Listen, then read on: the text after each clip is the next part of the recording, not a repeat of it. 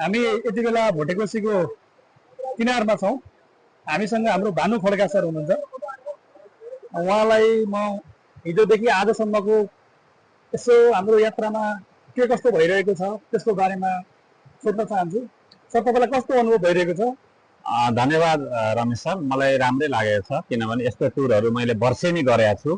मैले यो टिचिङ क्षेत्रमा आएको नि 15 वर्ष भयो लगभग। अनि मैले लिटल एन्जल्सबाट टेक्सासबाट विद्यार्थीहरूसँग कहिले सौरा जान्छु, कहिले पोखरा जान्छु। इन्डिया टुर पनि गएको छु म, जस्तै चेन्नई, बेङ्गलोर, गोवा, मुम्बईहरू हामी 2 हप्ताको इन्डिया टुर पनि गएको छु पहिला एलएबाट। अनि मलाई यस्तो रमाइलो लाग्छ किनकि अब मेरो विषय अलिकति कस्तो भन्दा अलिकति ग्ल्यामर नभएको निरस विषय भन्छ केमिस्ट्रीलाई पनि। अनि यो चिजहरू मलाई मनपर्छ, घुम्न डुल्न। किनकि मलाई चाहिँ ट्राभलिङ ब्रोडेन्स द माइन्ड भनेर हाम्रो इङ्ग्लिस टिचरले पहिला यसै लेखाउनु हुन्थ्यो क्या स्कुलमा। त्यही भएर घुमेर चाहिँ म धेरै कुरा सिक्छु। किताबी भन्दा बाहिरी संसारमा यसरी घुम्न ओर्न मलाई रमाइलो लाग्छ।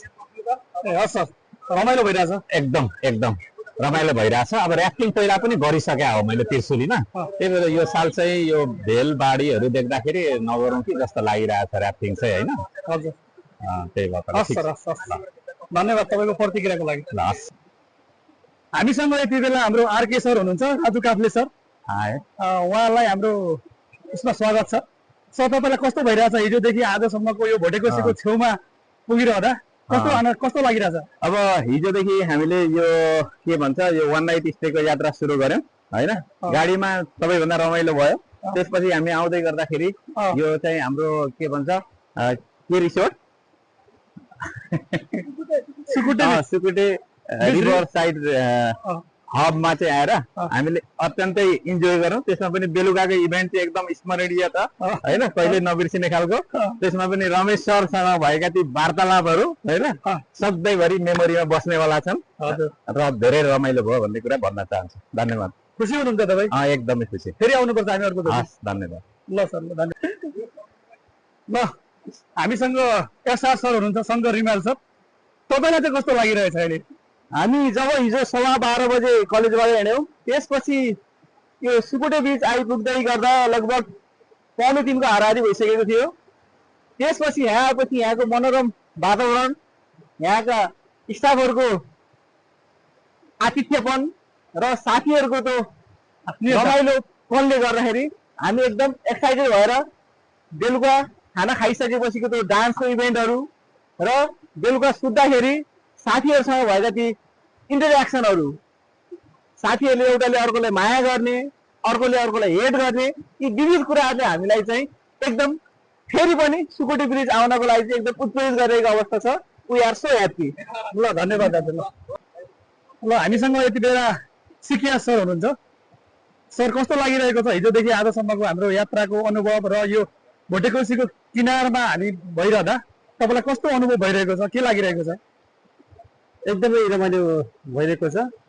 अहिले हामी भोटेकोसीको किनारमै छौँ। यहाँ उभिरहेको एउटा ड्याममा बसिरहेको छौँ। खोला एकदमै ठुलो छ। खोलाको स्पिड एकदमै धेरै छ। डर पनि लागिरहेछ। यो खोला 81 बढिरह्यो भने के होला भन्ने डर पनि छ। हजुर, तर रमाइलो भयो। हिजोको खाना पनि धेरै मिठो भयो। अहिलेको ब्रेकफास्ट पनि धेरै मिठो भयो। हिजोको डान्स सेसन पनि रमाइलो भयो। हस् सर, धन्यवाद। तपाईँको प्रतिक्रियाको लागि धन्यवाद। रमेश सर, तपाईँले हामीलाई प्रश्न त सोध्नुभयो, तर तपाईँलाई चाहिँ कस्तो लाग्यो हिजोदेखि आजसम्मको यो सुकुटे रिभर हबको यात्रा चाहिँ? नमस्ते सर, एकदमै रमाइलो लागिरहेछ। जसरी हामी हिजो टेक्सासबाट आइसके पछाडि यहाँ करिब 2:30 बजीतिर हामी यहाँ आइपुगेका थियौँ। निकै सुन्दर ठाउँ रहेछ। पहिलोचोटि आएको म चाहिँ, निकै राम्रो लाग्यो। अनि यो सुकुटे रिभर साइडको जुन आतिथ्यता अथवा यहाँको आफ्नोपन पनि राम्रो लाग्यो र सरहरूसँग धेरै इन्टरेक्सन गर्ने मौका पनि पाइयो। दिउँसोतिर स्विमिङ गरेको पनि एउटा छुट्टै मजा आयो। त्यस पछाडि राति खाना खाएर डान्स गर्दाखेरि पनि अर्कै खालको आनन्द आयो। त्यो सँगसँगै राति सरहरूसँग सुत्ने बेलाको हाम्रो भलाकुसारी भनौँ, त्यो पनि निकै स्मरणीय छ। र आज पनि जो हामीहरू अहिले घुमिरहेका छौँ, एकछिन पछाडि खानेवाला छौँ र ऱ्याफ्टिङ गर्ने कुरासम्म आइरहेको छ।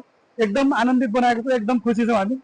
यसले हामीलाई एउटा रिफ्रेसमेन्ट टाइपको पनि भएको छ। तपाईँहरू पनि आउनुहोस् कहिलेकाहीँ यसो छुट्टीको मौका मिलाएर। धन्यवाद। ल, तपाईँहरू पनि सबैजना आउनु होला यो सुकुटे बीचको यात्रा गर्नको लागि हामी यतिजना यहाँनिर तयारी भएर होइन हामीले चाहिँ अहिले रमाइलो गरिरहेका छौँ त्यही कुरा भन्न चाहन्छु धन्यवाद